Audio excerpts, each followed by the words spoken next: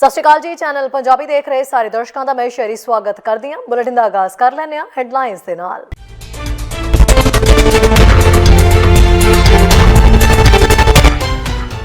1% ਤੋਂ ਘੱਟ ਨੇ ICBC ਗੈਸ ਛੋਟ ਡਿਪੋਜ਼ਿਟ ਸਿੱਧੀਆਂ ਕੀਤੀਆਂ ਹਾਸਲ। BC ਵਾਸੀਆਂ ਦੇ ਲਈ ICBC ਦੇ ਕੋਲ 3.5 ਮਿਲੀਅਨ ਚੈੱਕ।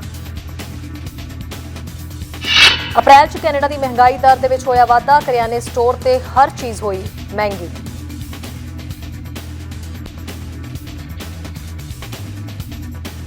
BC ਦੇ ਪ੍ਰੀਮੀਅਰ ਜੌਨ ਹੌਰਗਨ ਦੀ ਡਾਕਟਰਾਂ ਦੇ ਨਾਲ ਮੀਟਿੰਗ। ਸਰਕਾਰ ਤੇ ਡਾਕਟਰਾਂ ਨੇ BC ਵਾਸੀਆਂ ਦੀ ਪਹੁੰਚ ਡਾਕਟਰਾਂ ਤੱਕ ਘੱਟ ਹੋਣ ਤੇ ਜਤਾਈ ਸਹਿਮਤੀ। ਜਿੱਥੇ ਖਬਰਾਂ ਵਿਸਥਾਰ ਦੇ ਨਾਲ। ਸਭ ਤੋਂ ਪਹਿਲਾਂ ਦੱਸ ਦਈਏ ਕਿ ਉਹ BC ਵਾਸੀ ਜਿਨ੍ਹਾਂ ਨੇ ਆਪਣੀ ਇੰਸ਼ੋਰੈਂਸ ਦੇ ਲਈ ਆਪਣੇ ਕ੍ਰੈਡਿਟ ਕਾਰਡ ਦਾ ਇਸਤੇਮਾਲ ਕੀਤਾ ਸੀ, ਉਹਨਾਂ ਦੇ ਵਿੱਚੋਂ 1% ਅਜਿਹੇ ਨੇ ਜਿਨ੍ਹਾਂ ਨੇ ਉਹ ਛੋਟ ਜਿਹੜੀ ਆਣੀ ਸੀ, ਜਿਹੜੇ ਪੈਸੇ ਆਣੇ ਸੀ, ਉਹ ਹਾਸਲ ਜਿਹੜੇ ਨੇ ਉਹ ਕਰ ਲਏ ਨੇ। ਅਜਿਹੇ ਦੇ ਵਿੱਚ ਅਜੇ ਤਾਂ ਬਹੁਤ ਸਾਰੇ ਅਜਿਹੇ ਲੋਕ ਨੇ ਜਿਨ੍ਹਾਂ ਨੇ ਇਹ ਹਾਸਲ ਨਹੀਂ ਕੀਤੀ। ਖਾਸ ਕਰਕੇ ਉਸ ਫਹਿਰਿਸਤ ਦੇ ਵਿੱਚ ਨਾਮ ਆਉਂਦਾ ਹੈ ਉਹਨਾਂ ਡਰਾਈਵਰਾਂ ਦਾ ਜਿਨ੍ਹਾਂ ਦੇ ਉੱਤੇ ਵਾਧੂ ਖਰਚਾ ਪੈਂਦਾ ਹੈ। ਦੱਸ ਦਈਏ ਕਿ ਪ੍ਰੀਮੀਅਰ ਜੌਨ ਹੌਰਗਨ ਨੇ ਵੀ ਇਹ ਗੱਲ ਕਹੀ ਸੀ ਮਾਰਚ ਦੇ ਵਿੱਚ ਕਿ ਤਕਰੀਬਨ ਉਹ ਡਰਾਈਵਰ ਜਿਨ੍ਹਾਂ ਦਾ ਖਰਚਾ ਬਹੁਤ ਜ਼ਿਆਦਾ ਹੈ, ਉਹਨਾਂ ਦੀ ਕਿਸੇ ਵੀ ਤਰੀਕੇ ਦੇ ਨਾਲ ਮਦਦ ਕੀਤੀ ਜਾਏਗੀ ਤੇ ਉਹਨਾਂ ਨੂੰ ਛੋਟਾ ਪ੍ਰਦਾਨ ਜਿਹੜੀਆਂ ਨੇ ਉਹ ਕੀਤੀਆਂ ਜਾਣਗੀਆਂ। ਹੋ ਸਕਦਾ ਕਿ ਜਿਹੜੇ ਰਹਿ ਗਏ ਨੇ, ਕਿਉਂਕਿ ਘੱਟੋ ਘੱਟ 3.5 ਮਿਲੀਅਨ ਜਿਹੜਾ ਹੈ ਉਹ ਡਰਾਈਵਰਾਂ ਨੂੰ ਦੇਣ ਦੇ ਲਈ ਰੱਖਿਆ ਗਿਆ, ਖਾਸ ਤੌਰ ਤੇ ਜਿਨ੍ਹਾਂ ਨੇ ਆਪਣੀ ਇੰਸ਼ੋਰੈਂਸ ਲਈ ਕ੍ਰੈਡਿਟ ਕਾਰਡ ਦਾ ਇਸਤੇਮਾਲ ਕੀਤਾ ਹੈ, ਜਿਨ੍ਹਾਂ ਦੇ ਵਿੱਚ 1% ਨੇ ਹਾਸਲ ਕਰ ਰਿਹਾ। ਰਹਿ ਗਏ ਜਿਹੜੇ ਬਾਕੀ ਨੇ ਉਹ ਮਈ ਜਾਂ ਜੂਨ ਦੇ ਵਿੱਚ ਕਹਿ ਸਕਦੇ ਹਾਂ ਕਿ ਇਹ ਰਕਮ ਹਾਸਲ ਕਰ ਸਕਦੇ ਨੇ। 1% ਤੋਂ ਘੱਟ ਨੇ ਆਪਣੀ ICBC ਗੈਸ ਛੋਟ ਸਿੱਧੀ ਡਿਪੋਜ਼ਿਟ ਹਾਸਲ ਕੀਤੀ ਹੈ। ਸਾਨੂੰ ICBC ਗੈਸ ਰੀਬੇਟ ਰੋਲ ਆਊਟ ਅਸਲ ਦੇ ਵਿੱਚ ਕਿੰਨੀ ਹੌਲੀ ਹੈ, ਇੱਕ ਸਪਸ਼ਟ ਇਸ ਦੀ ਤਸਵੀਰ ਮਿਲ ਰਹੀ ਹੈ। ਜਨਤਕ ਬੀਮਾ ਕਰਤਾ ਦਾ ਕਹਿਣਾ ਹੈ ਕਿ ਉਹਨਾਂ ਨੇ ਬੁੱਧਵਾਰ ਤੱਕ ਸਿਰਫ 24,000 ਸਿੱਧੀਆਂ ਜਮ੍ਹਾਂ ਰਕਮਾਂ ਜਾਰੀ ਕੀਤੀਆਂ ਨੇ। ਕੁੱਲ ਮਿਲਾ ਕੇ ICBC ਨੂੰ ਯੋਗ ਬ੍ਰਿਟਿਸ਼ ਕੋਲੰਬੀਆਨਾਂ ਨੂੰ ਲਗਭਗ 3.5 ਮਿਲੀਅਨ ਚੈੱਕ ਸੌਂਪਣੇ ਨੇ, ਜਿਨ੍ਹਾਂ ਗਾਹਕਾਂ ਨੇ ਆਪਣੇ ਬੀਮੇ ਲਈ ਕ੍ਰੈਡਿਟ ਕਾਰਡ ਨਾਲ ਭੁਗਤਾਨ ਕੀਤਾ ਹੈ। ਉਹ ਮਈ ਤੇ ਜੂਨ ਦੇ ਵਿਚਕਾਰ ਆਪਣੇ ਕਾਰਡ ਤੇ ਕ੍ਰੈਡਿਟ ਤੌਰ ਦੇ ਉੱਤੇ ਛੋਟ ਪ੍ਰਾਪਤ ਕਰਨ ਦੀ ਉਮੀਦ ਜਿਹੜੀ ਹੈ ਉਹ ਕਰ ਸਕਦੇ ਨੇ। ਉਹਨਾਂ ਕਿਹਾ ਸੀ ਪਹਿਲਾਂ ਹੀ ਕ੍ਰੈਡਿਟ ਕਾਰਡ ਛੋਟਾਂ ਰਾਹੀਂ ਜਿਹੜੀਆਂ ਨੇ ਉਹ ਕਰਨੀਆਂ ਸ਼ੁਰੂ ਕਰ ਦਿੱਤੀਆਂ ਨੇ ਤੇ ਆਉਣ ਵਾਲੇ ਹਫ਼ਤਿਆਂ ਵਿੱਚ ਲਗਭਗ 5,75,000 ਕ੍ਰੈਡਿਟ ਕਾਰਡ ਛੋਟਾਂ ਜਾਰੀ ਕਰਨ ਦੀ ਉਮੀਦ ਹੈ। ਇਹ ਡੈਬਿਟ, ਨਗਦ, ਚੈੱਕ ਜਾਂ ਕਿਸੇ ਹੋਰ ਭੁਗਤਾਨ ਯੋਜਨਾ ਦੁਆਰਾ ਭੁਗਤਾਨ ਕਰਨ ਵਾਲਿਆਂ ਨੂੰ ਜੋੜਦਾ ਹੈ। ਜੂਨ ਵਿੱਚ ਸ਼ੁਰੂ ਹੋਣ ਵਾਲੀ ਡਾਕ ਦੇ ਵਿੱਚ ਚੈੱਕ ਦੇ ਰੂਪ ਦੇ ਵਿੱਚ ਉਹਨਾਂ ਦੀ ਛੋਟ ਪ੍ਰਾਪਤ ਹੋਵੇਗੀ ਤੇ ਇਹ ਉਮੀਦ ਕੀਤੀ ਜਾਂਦੀ ਹੈ ਕਿ ਜੁਲਾਈ ਦੇ ਅੰਤ ਤੱਕ ਹਰੇਕ ਦੇ ਕੋਲ ਉਹਨਾਂ ਦੇ ਪੈਸੇ ਵਾਪਸ ਹੋਣਗੇ। ਮਾਰਚ ਵਿੱਚ ਪ੍ਰੀਮੀਅਰ ਨੇ ਵਾਅਦਾ ਕੀਤਾ ਸੀ ਕਿ ਹਰ ਕਿਸੇ ਨੂੰ ਮਈ ਜਾਂ ਜੂਨ ਤੱਕ ਲਗਭਗ $110 ਦੀ ਛੋਟ ਦਿੱਤੀ ਜਾਏਗੀ ਤਾਂ ਜੋ ਪੈਟਰੋਲ ਦੀਆਂ ਵੱਧਦੀਆਂ ਕੀਮਤਾਂ ਨੂੰ ਪੂਰਾ ਕੀਤਾ ਜਾ ਸਕੇ, ਜੋ ਗੈਸੋਲੀਨ ਦੇ ਲਈ $2 ਪ੍ਰਤੀ ਲੀਟਰ ਤੱਕ ਪਹੁੰਚ ਗਈ ਹੈ। ਬੁੱਧਵਾਰ ਨੂੰ ਵੈਨਕੂਵਰ, ਉੱਤਰ ਵੈਨਕੂਵਰ ਤੇ ਸਰੀ ਸਮੇਤ ਕਈ ਖੇਤਰਾਂ ਵਿੱਚ ਮੈਟਰੋ ਵੈਨਕੂਵਰ ਵਿੱਚ ਫਿਊਲ ਦੀਆਂ ਕੀਮਤਾਂ $2.30 ਲੀਟਰ ਦੇ ਨਿਸ਼ਾਨ ਦੇ ਨੇੜੇ ਰਹੀਆਂ। ਪ੍ਰੀਮੀਅਰ ਦਾ ਕਹਿਣਾ ਹੈ ਕਿ ਜਨਤਕ ਆਵਾਜਾਈ ਫੰਡਿੰਗ ਸਮੇਤ ਕਈ ਕਾਰਨਾਂ ਕਰਕੇ ਇੰਧਨ ਟੈਕਸ ਘਟਾਉਣ ਦਾ ਵਿਕਲਪ ਕੋਈ ਨਹੀਂ ਸੀ। ਸੂਬਾਈ ਸਰਕਾਰ ਨੇ ਡਰਾਈਵਰਾਂ ਨੂੰ ਦੇਣ ਦੇ ਲਈ $395 ਮਿਲੀਅਨ ਰੱਖੇ ਨੇ। ਨਿੱਜੀ ਤੇ ਵਪਾਰਕ ਦੋਵੇਂ ਤੇ ਵਪਾਰਕ ਡਰਾਈਵਰਾਂ ਨੂੰ ਥੋੜਾ ਹੋਰ ਪੈਸਾ ਮਿਲਦਾ ਹੈ ਕਿਉਂਕਿ ਪ੍ਰੀਮੀਅਰ ਦਾ ਕਹਿਣਾ ਹੈ ਕਿ ਉਹਨਾਂ ਦੇ ਖਰਚੇ ਆਮ ਤੌਰ ਤੇ ਵੱਧ ਹੁੰਦੇ ਨੇ। ਨਿਊਜ਼ ਡੈਸਕ ਤੋਂ ਚੈਨਲ ਪੰਜਾਬੀ ਦੀ ਰਿਪੋਰਟ।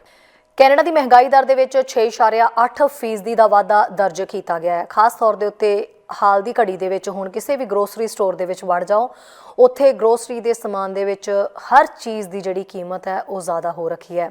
ਜ਼ਿਆਦਾਤਰ ਇੰਪੈਕਟ ਜਿਹੜਾ ਹੈ ਕਿਹਾ ਜਾ ਰਿਹਾ ਹੈ ਕਿ ਰੂਸ ਤੇ ਯੂਕਰੇਨ ਦੇ ਵਿੱਚ ਜਿਹੜਾ ਯੁੱਧ ਛਿੜਿਆ ਹੋਇਆ ਉਸ ਨੂੰ ਕਾਫੀ ਹੱਦ ਤੱਕ ਇਸ ਦਾ ਕਾਰਨ ਮੰਨਿਆ ਜਾ ਰਿਹਾ ਹੈ, ਜਿਸ ਕਰਕੇ ਗੈਸ, ਡੀਜ਼ਲ ਦੀਆਂ ਕੀਮਤਾਂ ਵੀ ਵਧੀਆਂ ਤੇ ਗਰੋਸਰੀ ਸਟੋਰ ਤੇ ਹਰ ਚੀਜ਼ ਜਿਹੜੀ ਹੈ ਮਹਿੰਗੀ ਹੋ ਗਈ ਹੈ, ਜਿਸ ਕਰਕੇ ਮਹਿੰਗਾਈ ਦਰ ਲਗਾਤਾਰ ਵਧਦੀ ਜਾ ਰਹੀ ਹੈ। 1991 ਤੋਂ ਬਾਅਦ ਇਹ ਕਿਹਾ ਜਾ ਰਿਹਾ ਕਿ ਵੱਡੀ ਮਹਿੰਗਾਈ ਦਰ ਹੈ ਜਿਹੜੀ ਕਿ ਦਰਜ ਕੀਤੀ ਗਈ ਹੈ ਤੇ ਅੱਗੇ ਕੋਈ ਫਿਲਹਾਲ ਤਾਂ ਉਮੀਦ ਰਾਹਤ ਦੀ ਨਜ਼ਰ ਨਹੀਂ ਆ ਰਹੀ। ਹਾਲਾਂਕਿ ਮਾਹਰਾਂ ਨੇ ਵੀ ਇਸ ਗੱਲ ਨੂੰ ਪੁਖਤਾ ਕੀਤਾ ਹੈ ਕਿ ਅੱਗੇ ਰਾਹਤ ਜਲਦੀ ਮਿਲਦੀ ਕੋਈ ਦਿਖਾਈ ਨਹੀਂ ਦੇ ਰਹੀ ਔਰ ਇਹ ਕੀਮਤਾਂ ਵਧਦੀਆਂ ਦਿਖਾਈ ਦੇ ਰਹੀਆਂ ਨੇ। ਸਟੈਟਿਸਟਿਕਸ ਕੈਨੇਡਾ ਦਾ ਕਹਿਣਾ ਹੈ ਕਿ ਅਪ੍ਰੈਲ ਦੇ ਵਿੱਚ ਕੈਨੇਡਾ ਵਿੱਚ ਵਸਤੂਆਂ ਤੇ ਸੇਵਾਵਾਂ ਦੀ ਕੀਮਤ ਵਿੱਚ ਵਾਧਾ ਹੋਇਆ ਹੈ। ਏਜੰਸੀ ਨੇ ਕਿਹਾ ਕਿ ਪੈਟਰੋਲ ਛੱਡ ਕੇ ਮਾਰਚ ਦੇ ਵਿੱਚ 5.5% ਦੇ ਵਾਧੇ ਤੋਂ ਬਾਅਦ ਅਪ੍ਰੈਲ ਵਿੱਚ CPI ਸਾਲ ਦੇ ਮੁਕਾਬਲੇ 5.8% ਵਧਿਆ ਹੈ। 1999 ਦੇ ਵਿੱਚ ਗੈਸੋਲੀਨ ਸਪੈਸ਼ਲ ਐਗਰੀਗੇਟ ਨੂੰ ਛੱਡ ਕੇ ਸਾਰੀਆਂ ਆਈਟਮਾਂ ਦੀ ਸ਼ੁਰੂਆਤ ਤੋਂ ਬਾਅਦ ਇਹ ਸਭ ਤੋਂ ਤੇਜ਼ ਰਫ਼ਤਾਰ ਸੀ। ਏਜੰਸੀ ਇਹ ਵੀ ਦੱਸਦੀ ਹੈ ਕਿ ਉਪਭੋਗਤਾ ਯਾਨੀ ਕੰਜ਼ਿਊਮਰ ਇੰਡੈਕਸ ਮਜ਼ਦੂਰੀ ਨਾਲੋਂ ਤੇਜ਼ੀ ਨਾਲ ਵਧਦਾ ਜਾ ਰਿਹਾ ਹੈ, ਜਿਸ ਦਾ ਮਤਲਬ ਹੈ ਕਿ ਤੁਸੀਂ ਆਪਣੀ ਖਰੀਦ ਸ਼ਕਤੀ ਦੇ ਮਾਮਲੇ ਵਿੱਚ ਕਾਫੀ ਪਿੱਛੇ ਹੋ। ਕੇਂਦਰੀ ਬੈਂਕ ਨੇ ਪਿਛਲੇ ਮਹੀਨੇ ਮਹਿੰਗਾਈ ਨੂੰ ਠੰਡਾ ਕਰਨ ਦੀ ਕੋਸ਼ਿਸ਼ ਦੇ ਵਿੱਚ ਆਪਣੀ ਮੁੱਖ ਵਿਆਜ ਦਰਾਂ ਦੇ ਵਿੱਚ ਵਾਧਾ ਕਰ ਦਿੱਤਾ ਸੀ। ਉਮੀਦ ਕੀਤੀ ਜਾਂਦੀ ਹੈ ਕਿ ਹੋਰ ਵਾਧੇ ਅੱਗੇ ਹੋ ਆਉਣਗੇ। ਏਜੰਸੀ ਦਾ ਕਹਿਣਾ ਹੈ ਕਿ ਜਦੋਂ ਕਿ ਅਪ੍ਰੈਲ ਦੇ ਵਿੱਚ ਗੈਸ ਥੋੜੀ ਜਿਹੀ ਮੱਧਮ ਹੋਈ, ਯੂਕਰੇਨ ਦੇ ਹਮਲੇ ਦਾ ਪ੍ਰਭਾਵ ਵੀ ਵਸਤੂਆਂ ਤੇ ਭੋਜਨ ਦੀਆਂ ਕੀਮਤਾਂ ਨੂੰ ਪ੍ਰਭਾਵਿਤ ਕਰਨਾ ਜਾਰੀ ਹੈ। ਮੂਲ ਚੀਜ਼ਾਂ ਜਿਵੇਂ ਕਿ ਤਾਜ਼ੇ ਫਲ, ਤਾਜ਼ੀਆਂ ਸਬਜ਼ੀਆਂ ਤੇ ਮੀਟ 1 ਸਾਲ ਪਹਿਲਾਂ ਦੇ ਮੁਕਾਬਲੇ ਅਪ੍ਰੈਲ ਦੇ ਵਿੱਚ ਸਭ ਤੋਂ ਮਹਿੰਗਾ ਹੋ ਗਿਆ। ਸਟੈਟਿਸਟਿਕਸ ਕੈਨੇਡਾ ਮੁਤਾਬਕ ਬ੍ਰੈਡ, ਪਾਸਤਾ, ਚਾਵਲ ਤੇ ਅਨਾਜ ਉਤਪਾਦਾਂ ਵਰਗੇ ਸਟਾਰਚ ਵਾਲੇ ਭੋਜਨਾਂ ਦੀ ਕੀਮਤਾਂ ਵਿੱਚ ਵੀ ਵਾਧਾ ਹੋਇਆ ਹੈ। ਇਸ ਤੋਂ ਇਲਾਵਾ 1 ਕੱਪ ਜਿਹੜੀ ਹੈ ਉਹ ਕਾਫੀ ਦੀ ਕੀਮਤ ਅਪ੍ਰੈਲ 2021 ਦੇ ਮੁਕਾਬਲੇ ਅਪ੍ਰੈਲ 2022 ਦੇ ਵਿੱਚ ਬਹੁਤ ਵੱਧ ਗਈ ਹੈ। ਇਸ ਤੋਂ ਇਲਾਵਾ ਕਈ ਵੱਡੇ ਸ਼ਹਿਰਾਂ ਵਿੱਚ ਕਿਰਾਏ ਦੀਆਂ ਕੀਮਤਾਂ ਵਿੱਚ ਵਾਧਾ ਔਸਤਨ ਲਗਭਗ 5% ਵੱਧ ਗਿਆ ਹੈ। ਕੁੱਲ ਮਿਲਾ ਕੇ ਓਨਟਾਰੀਓ, ਕਿਊਬੈਕ ਤੇ BC ਦੇ ਵਿੱਚ ਕਿਰਾਏਦਾਰਾਂ ਨੇ ਅਪ੍ਰੈਲ ਵਿੱਚ ਸਭ ਤੋਂ ਵੱਧ ਇਹ ਵਾਧਾ ਦੇਖਿਆ ਹੈ। ਕੇਂਦਰੀ ਬੈਂਕ ਨੇ ਪਿਛਲੇ ਮਹੀਨੇ ਆਪਣੀਆਂ ਮੁੱਖ ਵਿਆਜ ਦਰਾਂ ਦਾ ਟੀਚਾ 0.5% ਕੀਤਾ ਸੀ ਤੇ ਚੇਤਾਵਨੀ ਦਿੱਤੀ ਸੀ ਕਿ ਹੋਰ ਵਿਆਜ ਦਰਾਂ ਵਿੱਚ ਵਾਧਾ ਹੋ ਰਿਹਾ ਹੈ ਕਿਉਂਕਿ ਇਹ ਮਹਿੰਗਾਈ ਨੂੰ 2% ਦੇ ਆਪਣੇ ਟੀਚੇ ਤੇ ਵਾਪਸ ਲਿਆਉਣ ਦੀ ਕੋਸ਼ਿਸ਼ ਕਰ ਰਿਹਾ ਹੈ। ਵਾਧੇ ਨੇ ਕੈਨੇਡਾ ਦੇ ਵੱਡੇ ਵਪਾਰਕ ਬੈਂਕਾਂ ਨੂੰ ਆਪਣੀਆਂ ਪ੍ਰਮੁੱਖ ਦਰਾਂ ਨੂੰ ਵਧਾਉਣ ਦੇ ਲਈ ਪ੍ਰੇਰਿਆ, ਜਿਸ ਨਾਲ ਬਦਲੇ ਵਿੱਚ ਬੈਂਚਮਾਰਕ ਨਾਲ ਜੁੜੇ ਕਰਜ਼ਿਆਂ ਦੀ ਲਾਗਤ ਵੱਧ ਗਈ, ਜਿਵੇਂ ਕਿ ਵੇਰੀਏਬਲ ਰੇਟ ਤੇ ਮੌਰਗੇਜ ਵੱਧ ਗਿਆ। ਨਿਊਜ਼ ਡੈਸਕ ਤੋਂ ਚੈਨਲ ਪੰਜਾਬੀ ਦੀ ਰਿਪੋਰਟ। ਸਿਹਤ ਵਿਭਾਗ ਦੇ ਵਿੱਚ ਜੋ ਹਾਲਾਤ ਬਣੇ ਹੋਏ ਨੇ ਉਸ ਤੋਂ ਹਰ ਕੋਈ ਜਾਣੂ ਹੈ। ਸ਼ਾਇਦ ਪ੍ਰੀਮੀਅਰ ਜੌਨ ਹੌਰਗਨ ਹਜੇ ਤੱਕ ਜਾਣੂ ਨਹੀਂ ਸੀ, ਜਿਹੜੇ ਕਿ ਹੁਣ ਸਾਹਮਣੇ ਆਏ ਤੇ ਉਹਨਾਂ ਨੇ ਮੀਟਿੰਗ ਡਾਕਟਰਾਂ ਨਾਲ ਕਰਨ ਦੀ ਗੱਲ ਆਖੀ ਹੈ, ਜਿਹਦੇ ਵਿੱਚ ਖਾਸ ਨੁਕਤਿਆਂ ਤੇ ਉਹਨਾਂ ਨੇ ਧਿਆਨ ਦਿੱਤਾ। ਉਹਨਾਂ ਨੇ ਕਿਹਾ ਕਿ ਇਹ ਤਾਂ ਤਕਰੀਬਨ ਗੱਲ ਬਿਲਕੁਲ ਸਹੀ ਹੈ ਔਰ ਇਸ ਤੇ ਉਹਨਾਂ ਨੇ ਸਹਿਮਤੀ ਪ੍ਰਗਟਾਈ ਹੈ ਕਿ ਜਿਹੜੇ BC ਵਾਸੀ ਨੇ ਉਹਨਾਂ ਦੀ ਡਾਕਟਰਾਂ ਤੱਕ ਪਹੁੰਚ ਬਹੁਤ ਘੱਟ ਹੈ, ਕਿਉਂਕਿ ਫੈਮਿਲੀ ਡਾਕਟਰਾਂ ਦੀ ਜਿਹੜੀ ਹੈ ਆਪਣੇ ਲੈਵਲ ਦੇ ਉੱਤੇ ਸਟ੍ਰੈਸ ਹੈ। ਫੈਮਿਲੀ ਡਾਕਟਰ ਲੋਕਾਂ ਨੂੰ ਨਹੀਂ ਮਿਲ ਰਹੇ, ਡਾਕਟਰ ਵੀ ਪਰੇਸ਼ਾਨ ਹੈ, ਆਮ ਜਨਤਾ ਵੀ ਪਰੇਸ਼ਾਨ ਹੈ, ਜਿਸ ਦੇ ਵਿੱਚ ਸਿਹਤ ਮਹਿਕਮਾ ਕਾਫੀ ਹੱਦ ਤੱਕ ਡਾਵਾਡੋਲ ਚੱਲ ਰਿਹਾ ਹੈ। ਇਸੇ ਲਈ ਪ੍ਰੀਮੀਅਰ ਜੌਨ ਹੌਰਗਨ ਨੇ ਕਿਹਾ ਕਿ ਅਸੀਂ ਮਿਲ ਕੇ ਜੇ ਇਸ ਤੇ ਕੰਮ ਕਰਾਂਗੇ ਤਾਂ ਹੋ ਸਕਦਾ ਹੈ ਕਿ ਇਸ ਦੇ ਉੱਤੇ ਅਸੀਂ ਕਾਬੂ ਪਾ ਲਈਏ ਔਰ ਸਾਡੀ ਪੂਰੀ ਕੋਸ਼ਿਸ਼ ਹੈ ਕਿ BC ਦੇ ਸਿਹਤ ਮਹਿਕਮੇ ਨੂੰ ਫਿਰ ਤੋਂ ਪਹਿਲਾਂ ਵਰਗਾ ਤੇ ਦਰੁਸਤ ਕੀਤਾ ਜਾਏ। BC ਦੇ ਪ੍ਰੀਮੀਅਰ ਨੇ ਆਪਣੇ ਸੂਬੇ ਦੇ ਡਾਕਟਰਾਂ ਤੋਂ ਸੁਣਿਆ ਕਿ ਉਹਨਾਂ ਦੀ ਸਰਕਾਰ ਸਥਾਨਕ ਸਿਹਤ ਸੰਭਾਲ ਪ੍ਰਣਾਲੀਆਂ ਦੇ ਵਿੱਚ ਚੁਣੌਤੀਆਂ ਨੂੰ ਹੱਲ ਕਰਨ ਵੱਲ ਧਿਆਨ ਕੇਂਦਰਿਤ ਕਰੇਗੀ, ਖਾਸ ਕਰਕੇ ਜਦੋਂ ਸਟਾਫ ਦੀ ਗੱਲ ਆਉਂਦੀ ਹੈ। ਮੰਗਲਵਾਰ ਨੂੰ ਇੱਕ ਬਿਆਨ ਦੇ ਵਿੱਚ ਉਹਨਾਂ ਕਿਹਾ ਕਿ ਉਹ ਤੇ ਸਿਹਤ ਮੰਤਰੀ ਐਡਰੀਅਨ ਡਿਕਸ ਨੇ ਮੌਜੂਦਾ ਸਥਿਤੀ ਬਾਰੇ ਉਹਨਾਂ ਦੀਆਂ ਚਿੰਤਾਵਾਂ ਸੁਣਨ ਲਈ BC ਦੇ ਪ੍ਰਤੀਨਿਧੀ ਦੇ ਡਾਕਟਰਾਂ ਦੇ ਨਾਲ ਮੁਲਾਕਾਤ ਕੀਤੀ। ਉਹਨਾਂ ਕਿਹਾ ਕਿ ਸਾਡੇ ਸਰਕਾਰ ਤੇ BC ਦੇ ਡਾਕਟਰ ਪੂਰੀ ਤਰ੍ਹਾਂ ਸਹਿਮਤ ਨੇ ਕਿ BC ਦੇ ਲੋਕਾਂ ਨੂੰ ਪ੍ਰਾਇਮਰੀ ਕੇਅਰ ਦੇ ਨਾਲ ਜੋੜਿਆ ਜਾਣਾ ਚਾਹੀਦਾ ਹੈ ਤੇ ਉਹਨਾਂ ਨੂੰ ਆਪਣੇ ਡਾਕਟਰਾਂ ਤੱਕ ਅਨੁਮਾਨਿਤ ਪਹੁੰਚ ਹੋਣੀ ਚਾਹੀਦੀ ਹੈ। ਉਹਨਾਂ ਕਿਹਾ ਕਿ ਇਹ ਡਾਕਟਰਾਂ ਦੇ ਨਾਲ ਨਿਰੰਤਰ ਗੱਲਬਾਤ ਤੇ ਸਹਿਯੋਗ ਦੁਆਰਾ ਹੈ ਕਿ ਅਸੀਂ BC ਨੂੰ ਪਰਿਵਰਤਨਸ਼ੀਲ ਤਬਦੀਲੀ ਪ੍ਰਦਾਨ ਕਰਨ ਦੇ ਲਈ ਹੱਲ ਪ੍ਰਦਾਨ ਕਰਨ ਦੇ ਯੋਗ ਹੋਵਾਂਗੇ।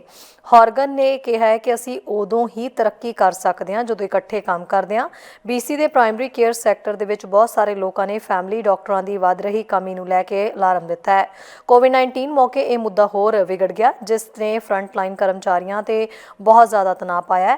ਹਾਲ ਹੀ ਦੇ ਸਾਲਾਂ ਦੇ ਵਿੱਚ ਰਿਟਾਇਰਮੈਂਟ ਉਮਰ ਦੇ ਡਾਕਟਰਾਂ ਦੀ ਇੱਕ ਵੱਡੀ ਕੋਚ ਵੀ ਹੋਈ ਹੈ। ਹੌਰਗਨ ਨੇ ਡਾਕਟਰਾਂ ਦੀ ਘਾਟ ਨੂੰ ਸਵੀਕਾਰ ਕੀਤਾ, ਜਿਸ ਕਾਰਨ ਪੂਰੇ ਸੂਬੇ ਵਿੱਚ ਮੁਲਾਕਾਤਾਂ ਲਈ ਲੰਬੀ ਉਡੀਕ ਕਰਨੀ ਪਈ। ਨਾਲ ਹੀ ਉਹਨਾਂ ਮੰਨਿਆ ਕਿ ਇਹ ਸਮੱਸਿਆ BC ਦੇ ਲਈ ਵੱਖ ਨਹੀਂ ਹੈ, ਇਹ ਗੰਭੀਰ ਸਮੱਸਿਆ ਹੈ।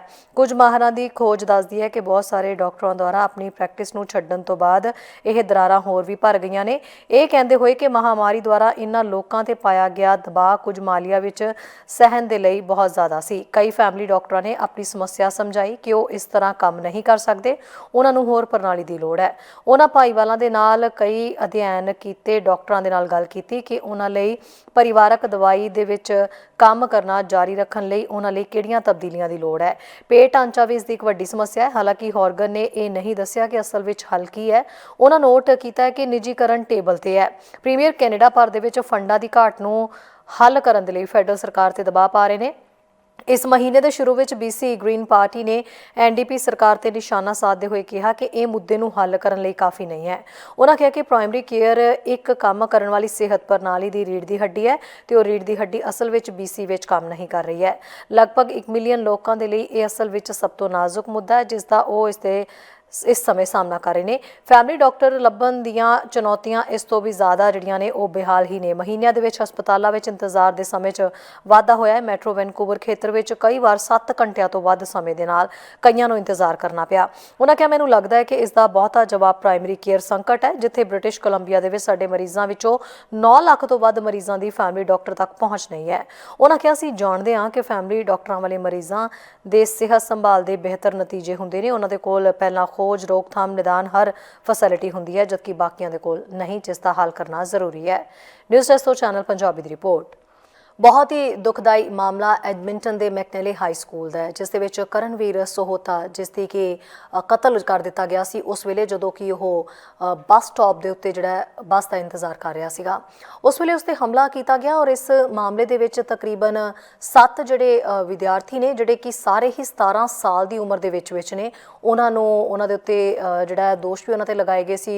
पुछगिछ चल रही सी और हुण फिलहाल जानकारी मिली है कि उन्हां नूं बेल मिल चुकी है।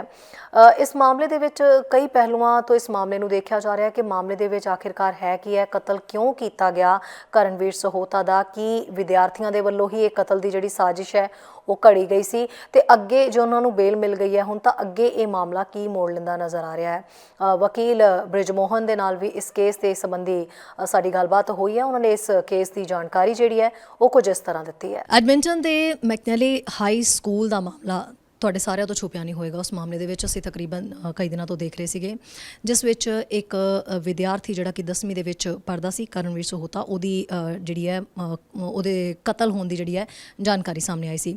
ਉਸ ਕਤਲ ਦੇ ਮਾਮਲੇ ਦੇ ਵਿੱਚ ਜਿਹੜਾ ਹੈ ਟੀਨੇਜਰ ਜਿਹੜੇ ਕਿ 7 ਜਣੇ ਕਹੇ ਜਾ ਰਹੇ ਨੇ, ਜਿਨ੍ਹਾਂ ਵਿੱਚ ਇੱਕ ਕੁੜੀ ਵੀ ਹੈ ਸ਼ਾਮਿਲ, ਉਹਨਾਂ ਦੇ ਉੱਤੇ ਦੋਸ਼ ਲੱਗੇ ਸੀਗੇ 2nd ਡਿਗਰੀ ਮਰਡਰ ਦੇ।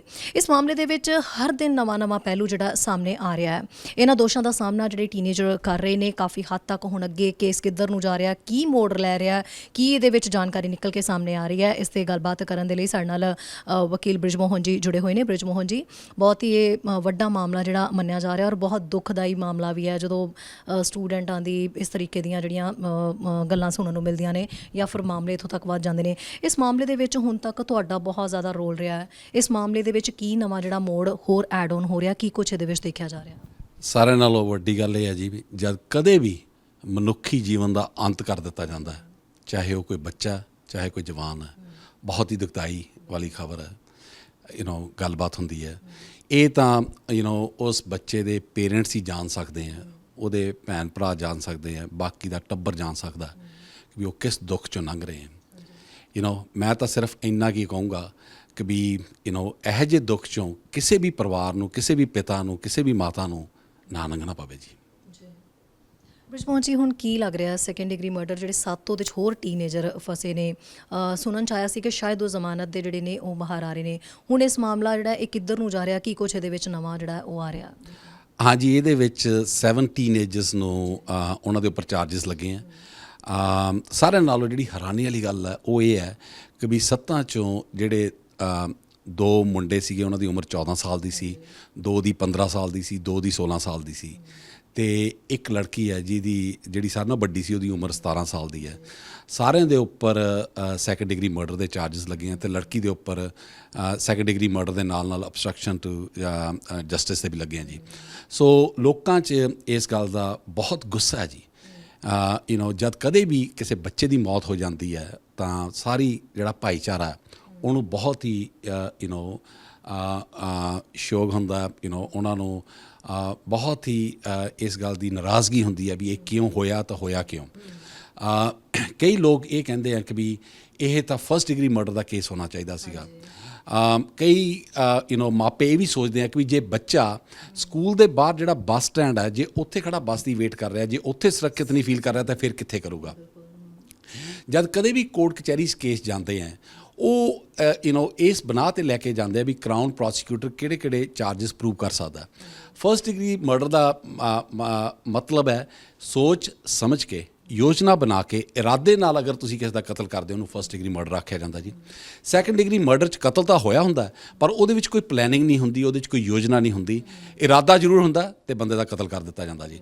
सो इस केस विच प्रोसीक्यूटर ने डिसाइड किया भी 2nd डिग्री मर्डर के चार्जिस वो ज़्यादा एप्रोप्रीएट हैं तो वो इन्हां चार्जिस नाल प्रोसीड कर रहे हैं। पर बॉटम लाइन ये है कि आपां एक चीज़ कदे नहीं भुल सकते, ਉਹ ਇਹ ਕਿ ਵੀ ਹਰ ਇੱਕ ਇਨਸਾਨ ਤਦ ਤਾਈਂ ਨਿਰਦੋਸ਼ ਹੈ ਜਦ ਤਾਈਂ ਉਹਨੂੰ ਕੋਰਟ ਕਚਹਿਰੀ ਵਿੱਚ ਦੋਸ਼ੀ ਨਹੀਂ ਸਾਬਤ ਕੀਤਾ ਜਾਂਦਾ, ਅਤੇ ਉਹਨੂੰ ਦੋਸ਼ੀ ਸਾਬਤ ਕਰਨਾ ਕਰਾਊਨ ਪ੍ਰੋਸੀਕਿਊਟਰ ਦੀ ਜ਼ਿੰਮੇਵਾਰੀ ਹੈ। ਇਹ ਜ਼ਿੰਮੇਵਾਰੀ ਕਿਸੇ ਹੋਰ 'ਤੇ ਕਦੇ ਵੀ ਸ਼ਿਫਟ ਨਹੀਂ ਕਰਦੀ।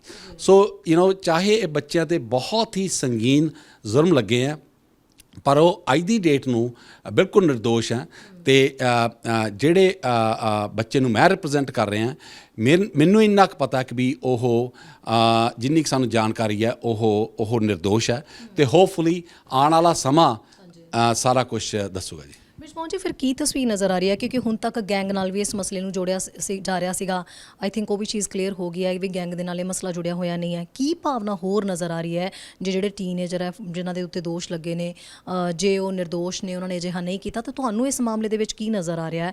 ਕੌਣ ਸੀ ਜਿਹੜਾ ਉਸ ਬੱਚੇ ਦਾ ਇਸ ਤਰੀਕੇ ਨਾਲ ਖੜੇ ਉੱਥੇ ਬੱਸ ਸਟੈਂਡ ਦੇ ਉੱਤੇ ਉਹਦੇ ਉੱਤੇ ਹਮਲਾ ਕਰ ਗਿਆ ਔਰ ਇੰਨਾ ਇਹ ਵੱਡਾ ਮਾਮਲਾ ਬਣ ਗਿਆ?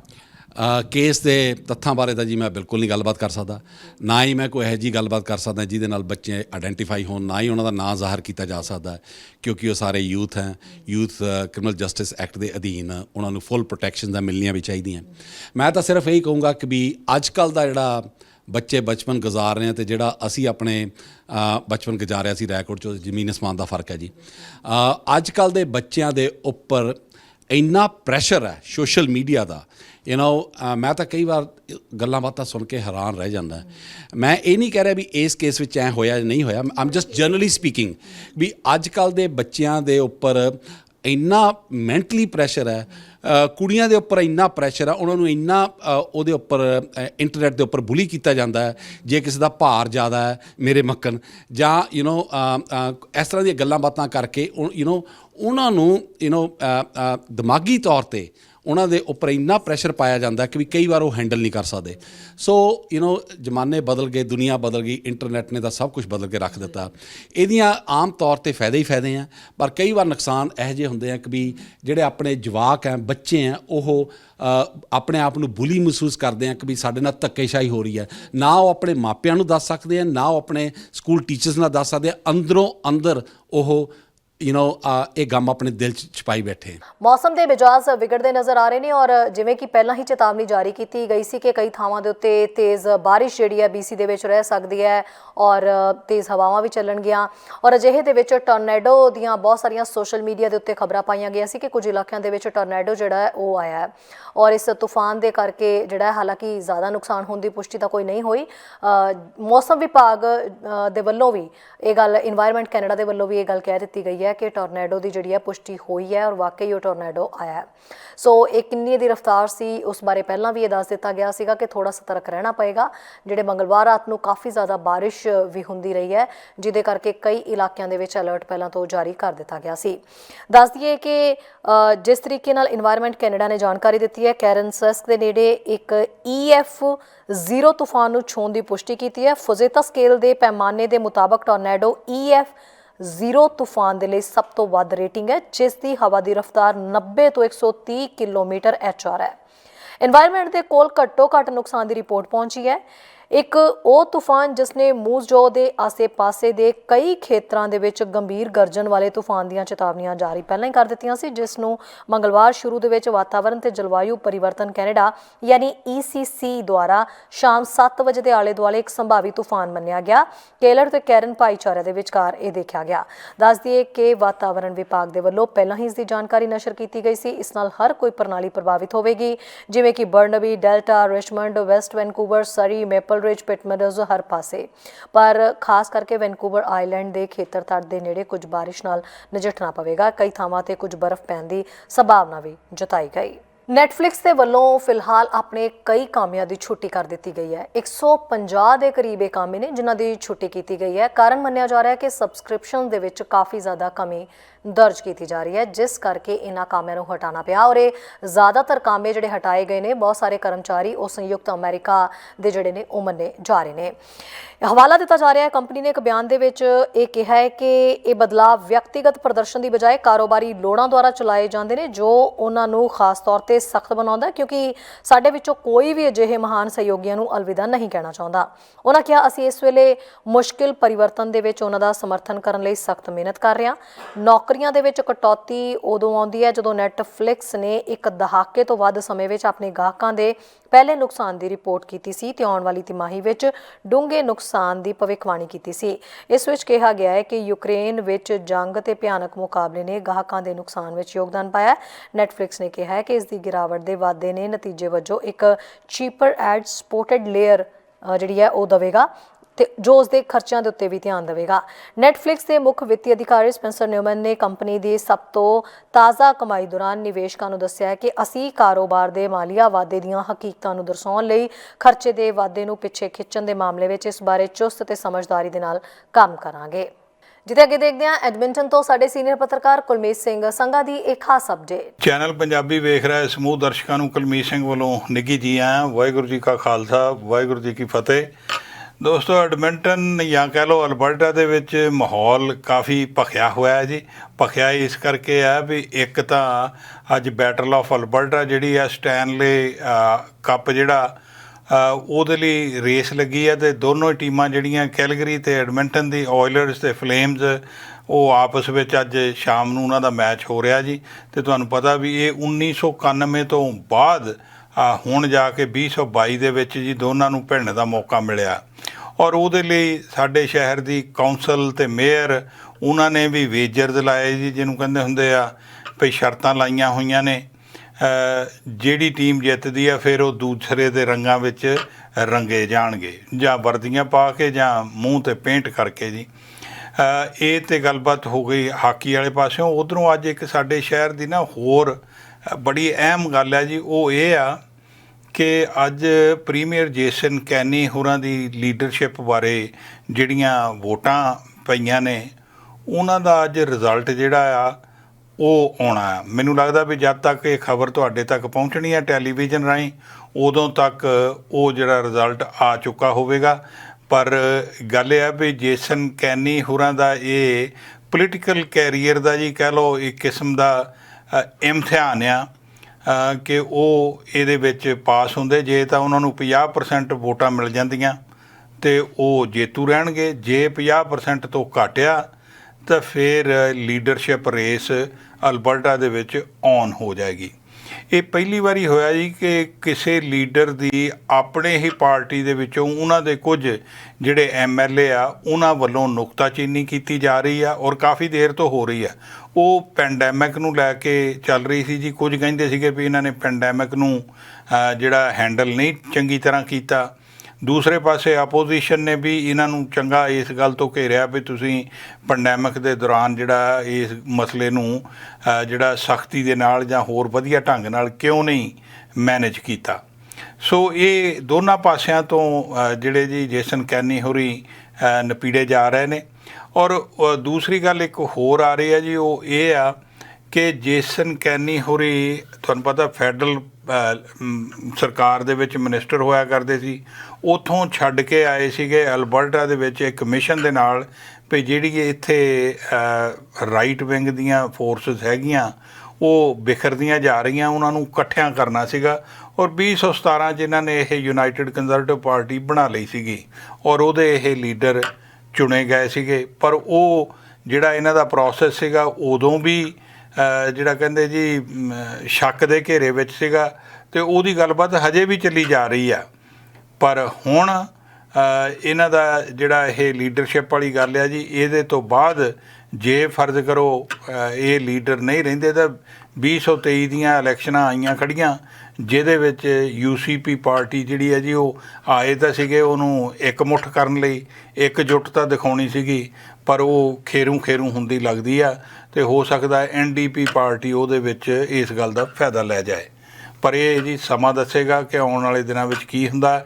ਪਰ ਅੱਜ ਜਦੋਂ ਬੈਟਲ ਆਫ ਅਲਬਰਟਾ ਰਿੰਕ ਦੇ ਵਿੱਚ ਚੱਲ ਰਿਹਾ ਹੋਏਗਾ, ਦੂਸਰੇ ਪਾਸੇ ਜੇਸਨ ਕੈਨੀ ਹੋਰੀ ਇੰਤਜ਼ਾਰ ਕਰਨਗੇ ਕਿ ਉਹ ਵੋਟਾਂ ਕਿਹਨੂੰ ਕਿੰਨੀਆਂ ਪੈਂਦੀਆਂ ਨੇ। ਔਰ ਤੁਹਾਨੂੰ ਪਤਾ ਕਿ ਉਹ ਅਮਰੀਕਾ ਗਏ ਹੋਏ ਨੇ ਅਲਬਰਟਾ ਦਾ ਪੱਖ ਪੂਰਨ ਲਈ ਵੀ ਭਾਈ ਅਸੀਂ ਤੁਹਾਨੂੰ ਐਨਰਜੀ ਦਿੰਦੇ ਹਾਂ ਔਰ ਸਿਕਿਉਰਿਟੀ ਇਹ ਵੀ ਨਾਲ ਤੁਹਾਨੂੰ ਮਿਲੇਗੀ, ਇਹਦੀ ਐਨਰਜੀ ਦੀ ਵੀ ਇੱਥੋਂ ਤੁਹਾਨੂੰ ਮਿਲੇਗੀ, ਨਾ ਤਾਂ ਕਿਸੇ ਹੋਰ ਪਾਸੇ ਜਾਣ ਦੀ ਲੋੜ ਨਹੀਂ ਹੈ।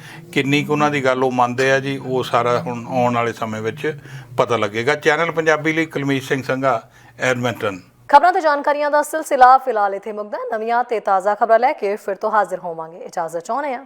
ਧੰਨਵਾਦ। ਸਾਡਾ ਹਰ ਇੱਕ ਪ੍ਰੋਗਰਾਮ ਦੇਖਣ ਤੇ ਸਾਡੇ ਨਾਲ ਜੁੜਨ ਲਈ ਸਬਸਕ੍ਰਾਈਬ ਕਰੋ ਚੈਨਲ ਪੰਜਾਬੀ ਤੇ ਨੋਟੀਫਿਕੇਸ਼ਨ ਲਈ ਬੈਲ ਆਈਕਨ ਵਾਲੇ ਬਟਨ ਤੇ ਕਲਿੱਕ ਕਰੋ।